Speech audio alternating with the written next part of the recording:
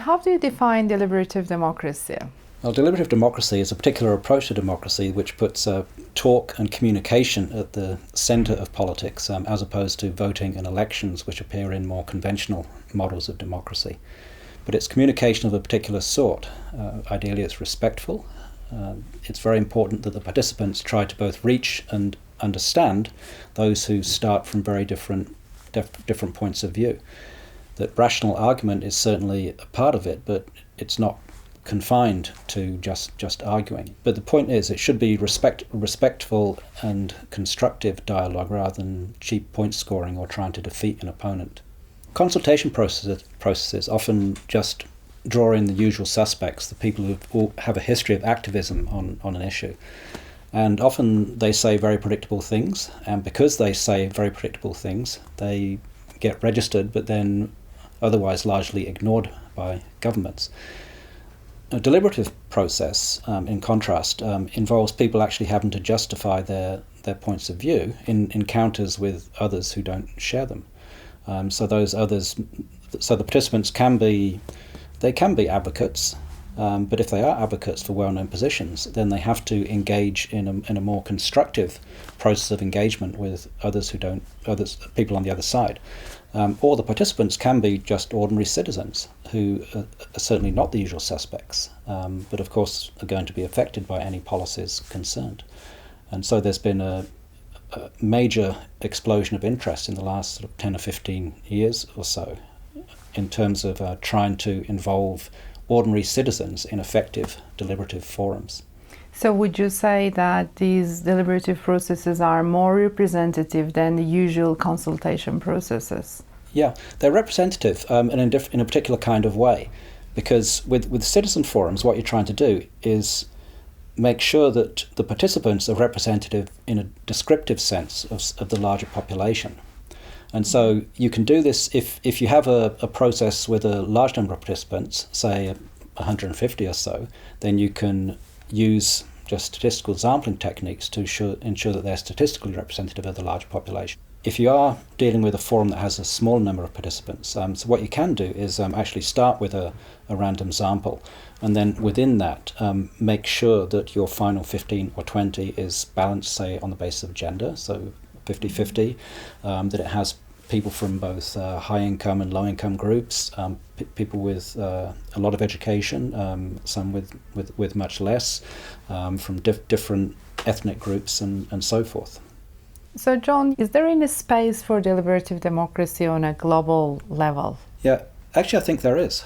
And perhaps surprisingly, deliberative democracy is much easier to apply at the global level than electoral democracy. I mean, we're not going to get global elections anytime soon, but we could conceivably get global deliberations.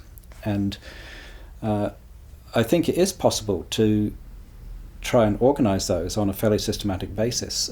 So, for example, I've been involved lately with a group of people who are trying to organise some inclusive global citizen deliberations on the successors to the United Nations Millennium Development Goals, which expire in 2015. Mm-hmm.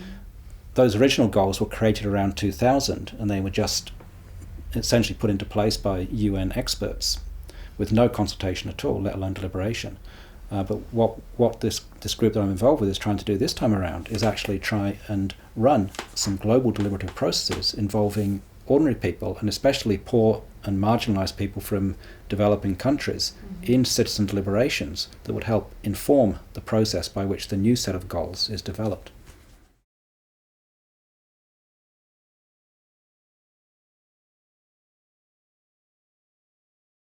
There are actually a number of countries that we wouldn't classify as democracies, which have nevertheless been open to the organisation of deliberative events.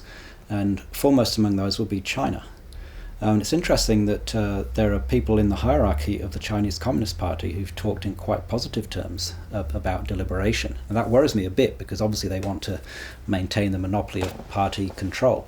But at least at the local level, they've also been willing to allow some genuine citizen deliberations to take place. And so this has been, the most famous ones are in the city of Wenling. There, they've actually given substantial freedom to the citizen forum to actually recommend policy on local issues.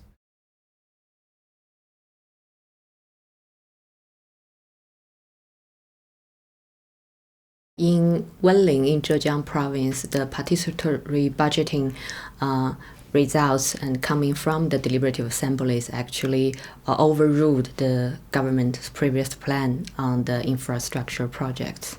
Those deliberative practices are very valuable experiences for the democratization of Chinese society.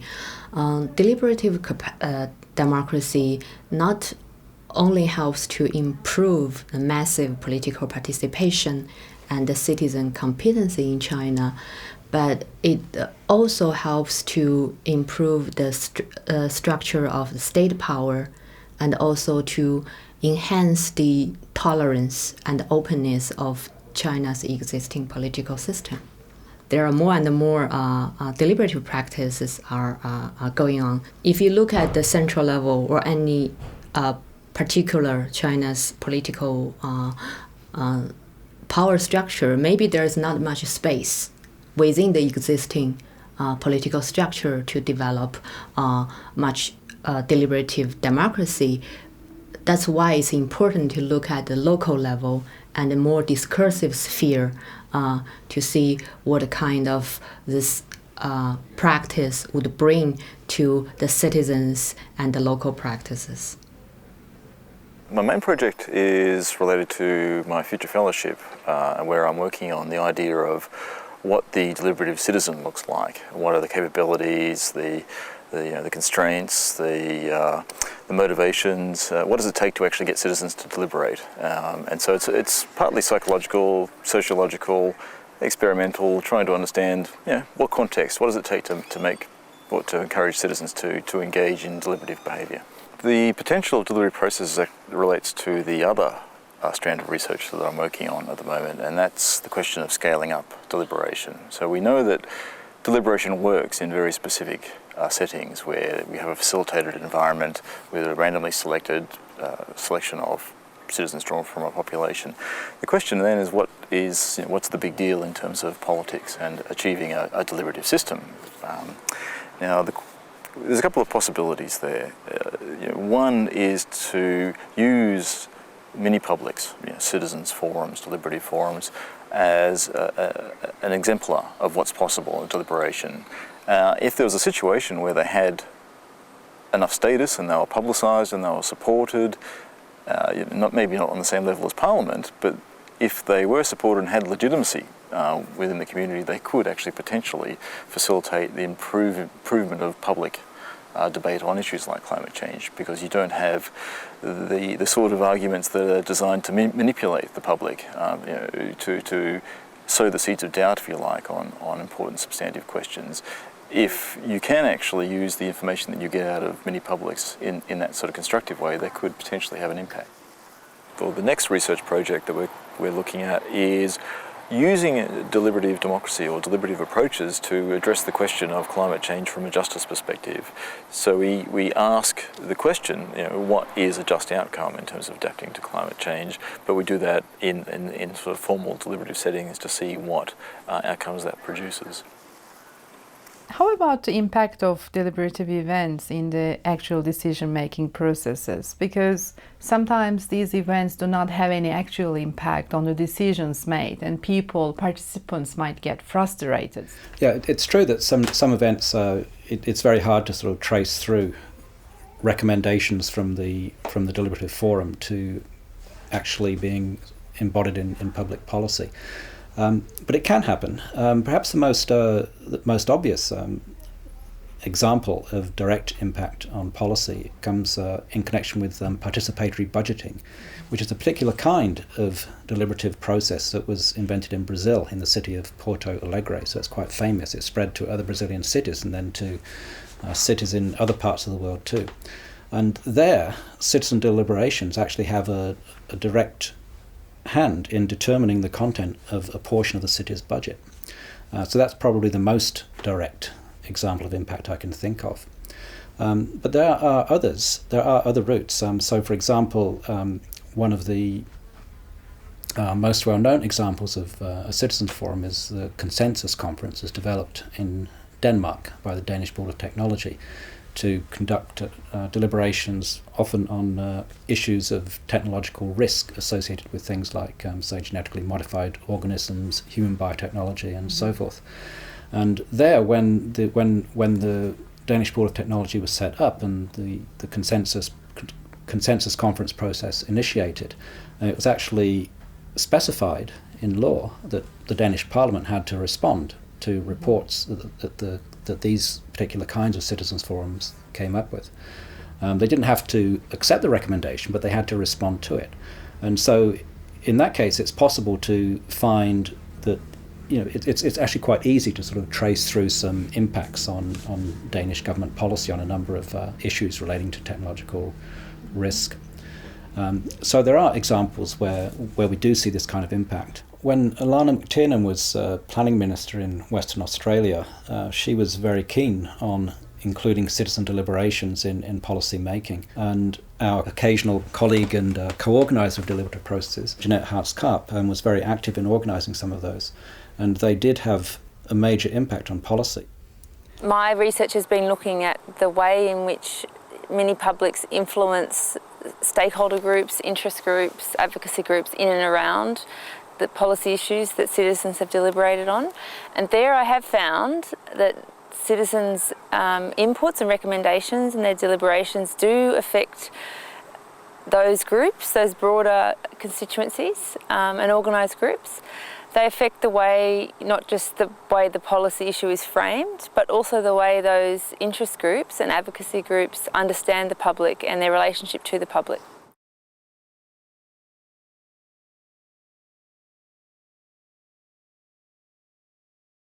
In some cases, mini-publics are actually institutionalised to do so, like the British Columbia case, Citizens' Assembly, and certain participatory budgetary processes. But I do think that in many cases, mini-publics are not given the delegated power to have that influence. And so I think a lot of scholars have high expectations of mini-publics, and unless they're better institutionalised in political decision making, we can't expect more from these mini-publics than we would from any other advisory process, whether it's elite or participatory in a public sense. So I actually think that if we understand influence in a broader way, not just in terms of political influence on decision making, but in terms of influence on the public sphere and influence on the elite discourse, then we might be able to understand the capacity of mini-publics to shift policy issues and debates.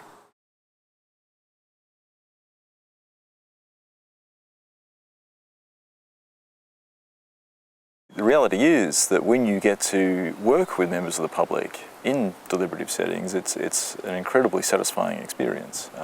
And not only is it beneficial for decision making and improved policy outcomes, it's also beneficial for the citizens themselves. So the increased levels of political efficacy and internal efficacy and happiness, just trust in the system and the sort of pleasure that's expressed is really quite something to see. So if it's possible to achieve those sorts of outcomes more widely, that's a very worthwhile endeavour. The biggest collaboration we've done with universities, both in Australia and worldwide, was actually in connection with the Australian Citizens' Parliament, which we helped organise in 2009. So we worked very closely with a team from a number of Australian universities, including Lynn Carson, who's now at the University of Western Sydney, Jeanette Hartz-Karp from Curtin University, Ian Marsh, who was at the University of Tasmania, and we also worked with the New Democracy Foundation based in Sydney to help organise that Citizens' Parliament. Basically, the Citizens' Parliament is a deliberative forum. We had 150 delegates from a cross-section of the Australian population, and they were brought together here to deliberate on the charge, how can Australia's political system be strengthened to serve us better? We did a parallel study in terms of the transcripts of the Citizens' Parliament, and we also observed a shift in terms of the motivations or reasons that participants gave on why they joined and how they evaluated the process after. So we observed that when they joined the Citizens' Parliament, one of their main motivations was that they felt that the forum was consequential. They felt that they can actually influence policy by joining that because there were part of the audience was representatives from the Prime Minister or from the government.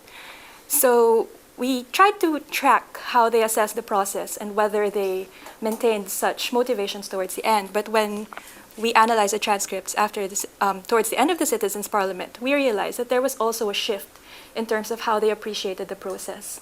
After they completed the process, they actually placed in the foreground more about their appreciation on their opportunity to just be able to talk and to just be able to meet people they wouldn't meet otherwise. And for us, that's a very revealing finding because there's an impression that people join deliberative forums because it has consequences, it can influence policy. But here, the message is actually citizens can appreciate the inherent benefit of participating in a deliberative process, that they find merit in just being able to put their ideas forward and just being able to talk to people that they don't normally talk to because these are people from different backgrounds. So what we found so far is that deliberation transforms understandings of democracy. And we also found that there was an increased democratic contentment as a function of deliberations. And we also found that there was a shift from instrumental to expressive views on deliberation. And we also found that the way that deliberation is designed has implications for deliberative outcomes. Are there any political issues you could think of for which deliberation is a counterproductive way to make decisions, or for which it's simply a waste of time? So I'm just thinking of technically complex issues. I actually think that there are no issues which are off limits for deliberation, and that if we look at issues like genetically modified organisms, which are very, very complex, if we look at issues like climate change, which are very complex, then we do have examples of citizen deliberations which have been held quite successfully. And so, given the chance, it turns out that ordinary people really can handle issues of substantial technical complexity. Of course, you need to give them the chance to think things through. So they need time. They often need several days at least to do this. They need information. They need access to the testimony of both experts and advocates on different sides of an issue. But if you provide all those things, it's really quite remarkable seeing the degree to which ordinary people really can handle complex issues. And it's interesting that they often come to a somewhat different conclusion than governments do on the same issue and take a much more precautionary approach. How about the legitimacy of decisions made only by a small number of citizens in deliberative processes? Do the rest of the people agree with those decisions, or are there problems, tensions in terms of accepting those decisions as legitimate decisions? That's a big challenge, because no matter how many people you involve, of course, it's in a deliberative forum, it's only ever going to be a tiny fraction of the population. I think what's really important there is to make sure that the deliberative process in question gets publicity within the larger population. One of the best examples of that occurs in connection with something called the British Columbia Citizens' Assembly, which was convened a few years ago to recommend a new electoral system for the province. It deliberated over the course of several months and came up with a conclusion about what the new system should be, that was then put to a referendum amongst the citizens of the province. And what happened was a number of the participants in the Citizens' Assembly, even though they weren't paid, they didn't have to do this, they went out and became advocates in the media for the recommendations of the Assembly, and so tried to tell people, the broader population, not just what the recommendation was, but also try and make them understand that the people involved in the Assembly were really people like the voters of British Columbia in general, and actually did quite a successful job in convincing people that they were representative in that sense. But it's obviously that's hard work, and you've got to get the attention of the media. My research with the Public Accounts Committee of the New South Wales Parliament was looking specifically at how elected representatives respond to this model of public engagement in their processes. Their standard way of interacting with the public is to call for public submissions, yet in this process they ran in parallel to the public submission process and public hearings. They also ran 2 citizens' juries. So my research wasn't so much looking at what the citizens and how the citizens experienced that process, but rather what the MPs thought of this model of citizen engagement. But I did manage to speak to some of the citizens in following the 2 citizens' juries in an interaction that they had with the MPs at Parliament House. And it was interesting, many of them were highly empowered by the process and asked the MPs why there wasn't more of this form of public engagement on parliamentary inquiries. And the MPs were encouraged to see so much engagement by these citizens and wanting and desire to do more, even having spent 3 or 4 weekends offering their time to deliberate. So I've actually done some preliminary research that looks at what elites think of this form of public participation and asked MPs in this instance, what do they think of the idea of opening up their committee processes, for example, to broader public engagement. And this project has been quite revealing because many deliberative scholars assume that MPs are actually not interested in public input. And yet, what I've found is that the elected representatives are very keen to find out what their constituencies think. They struggle to know how to best to do that. And they grapple, like most representatives of any organisation do, to try and work out how they can best understand what their constituencies think, given all the other pressures that they have in parliamentary life. So I think they found this process that they observed very refreshing. I think because they often only hear from a very articulate and incensed population, and the complainers, if you like. And so to have an opportunity to see that it's possible for them to tap into a broader range of people. And the other thing I think that was very interesting in this project is that in our parliamentary system of representative democracy, our elected representatives are there to represent their own constituents only, theoretically. But in a committee system, they have to deliberate effectively for the whole parliament. And that creates questions around representation. And some MPs are very vexed by this challenge about they know what their own constituencies think, for example, if they're a rural MP, but if they're deliberating on an issue that affects mostly urban people, how do they really know what the public are feeling and expecting from them as decision makers? So this process actually gave a lot of MPs a chance to imagine how they might connect with constituencies that they wouldn't normally hear from.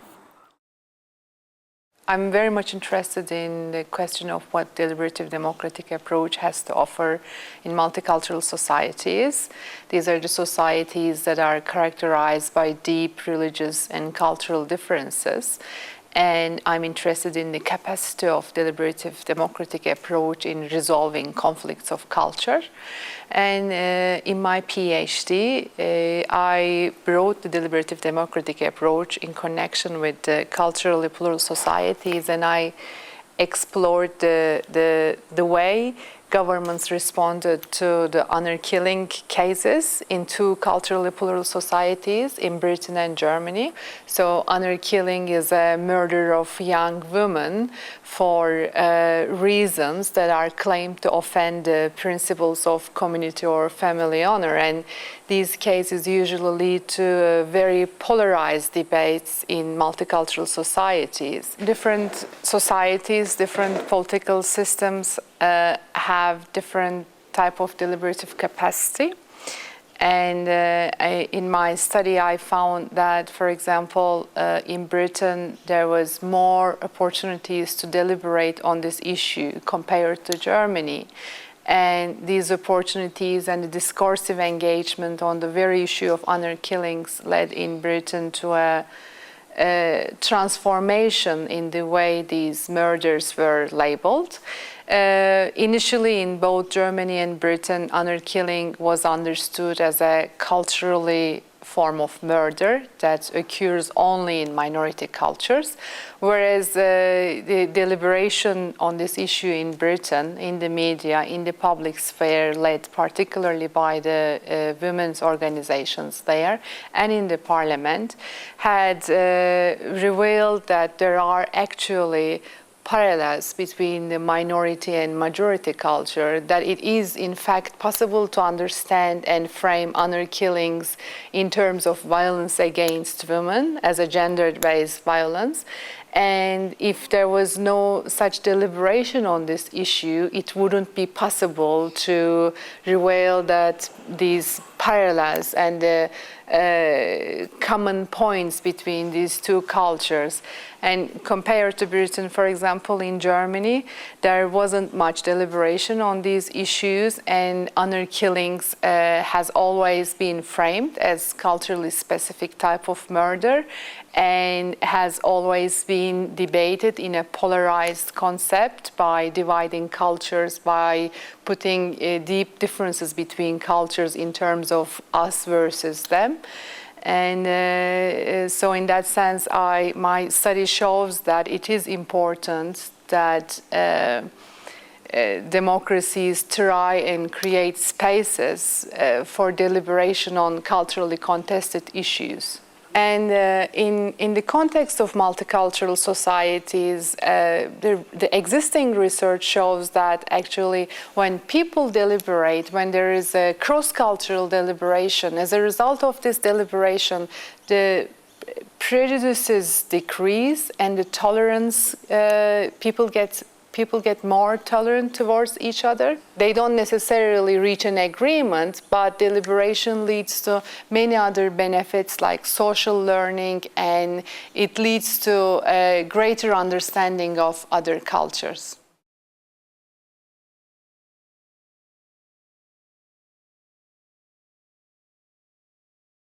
There is a rising internet technology has expand the deliberation to a wider range of venue involving more diverse participants. Mm-hmm. And by 2011, China had more than 500 million internet users, and nearly 49% of them were microblog, the Chinese version of Twitter users.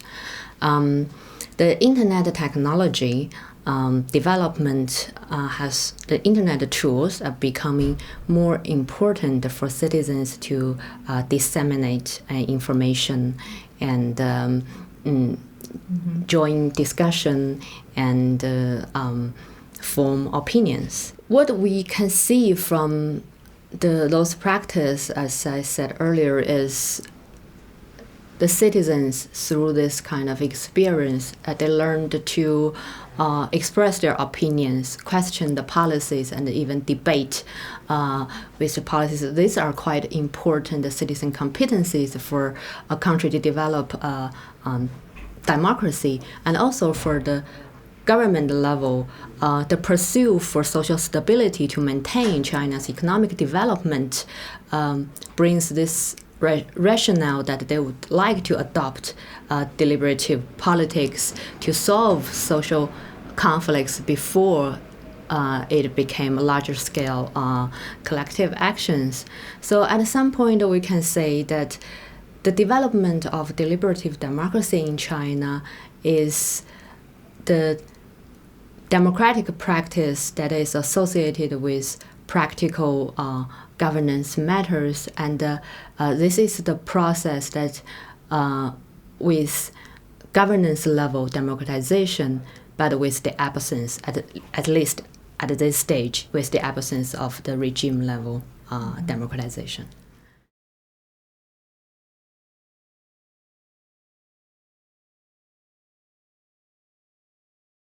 There have been citizen deliberations which have been held in Denmark, France, Germany, Canada, Australia, UK, just in many countries, India as well, involving poor farmers, for example. It seems to be the case that it's increasingly common in different constituencies to engage with the idea of a deliberative process, a deliberative mini-public. And certainly, whenever we've gone to another country, another constituency, and actually run a process, the interest actually grows there as well. We've just been involved in analysing a process in Italy, in the Valsamoggia region near Bologna. And the knock-on effect is that other local councils are actually becoming increasingly interested in running this sort of approach, because it's demonstrated that the approach can work and have a positive impact on the politics of the issue. So it's becoming increasingly popular, but the downside of that is there's a question sometimes over the quality of the process. So there's all sorts of public engagement exercises that are being called deliberative now, whereas deliberation can actually be something quite specific and difficult to achieve. So there's a question of quality control there as well. Well, in Italy, we took the occasion to try to set up something somewhat innovative and to try to deal with local politics. So there was an amalgamation process taking place, and we wanted to add a moment of deliberation to try give citizens an occasion to reflect and then hopefully share what they achieved in those 3 days with the rest of the community, to help the others to make a better informed choice. So essentially the issue was about this potential amalgamation of 5 city councils, and on the one hand we had activists and politicians that were very much into the discussion, and on the other citizens that didn't really know in many occasions didn't really know what it was all about. So we tried to get the two parts to meet together for once and talk and allow the citizens to reflect upon these issues. It was interesting to notice how people that actually participated to the forum were very engaged, okay? I think they were also critical to a great extent of what was going on and trying to engage meaningfully. It was something very innovative to them. Whereas the rest of the public was much less accustomed to these dynamics. It was really something new. And so it had an effect on, at least on the way people reacted to the way politics were being done in that moment. I think the potential for deliberative democracy in contemporary democratic systems is positive. I think deliberative democracy has come a long way in working out how to create moments of deliberation, and I think scholars and practitioners have demonstrated that ordinary citizens can deliberate on very complex issues when given the opportunity. I think the next tasks for deliberative democrats is to really ask questions about how we can institutionalise these kinds of experiences more deeply in our existing democratic systems, and how can we form better connectivities between these instances of public deliberation and the formal apparatus of representative democracy. I think we can also turn our attention more to existing democratic institutions, parliaments, committees, and ask how could they become more deliberative and more public.